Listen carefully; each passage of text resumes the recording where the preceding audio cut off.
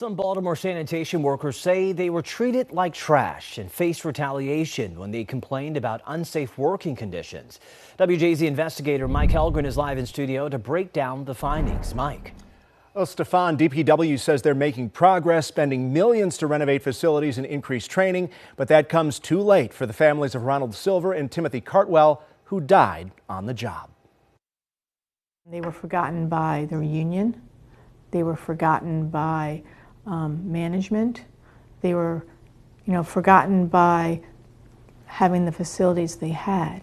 And, they're finally finding their voice. Baltimore's Inspector General released a groundbreaking report chronicling widespread abuses within the city's Department of Public Works, documenting years of neglect. Workers treated inhumanely, deprived of toilet paper, working in dilapidated facilities without proper heating and air conditioning, and a lack of basic safety training and protocols. One worker called conditions horrific. Another says it's like the trash is more important than us. We have a very high injury rate. It leads to injuries, it leads to not stopping when you're hot. It leads to all type of situations that puts pressure on those workers. WJZ has covered the story for months, speaking to the families of Ronald Silver II, the father of 5 who collapsed in the heat in August. How do you cope with losing a child?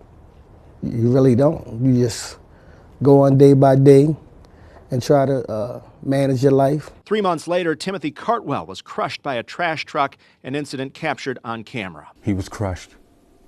I talked to people, they heard him yelling. Screaming. So somebody has to be held accountable for this.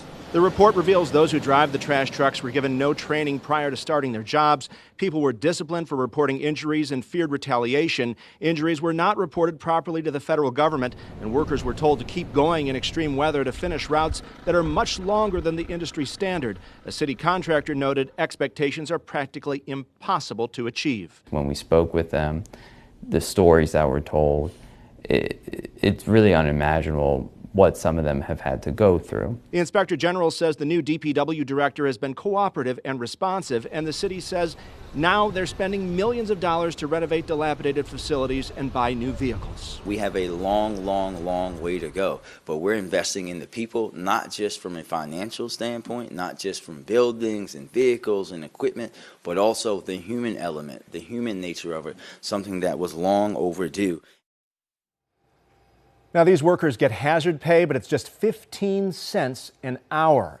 We heard today from Ronald Silver's family through their attorney. He says there was a, quote, clear pattern of incompetence and inhumanity, and it should have never taken this long to bring these injustices to the public's attention.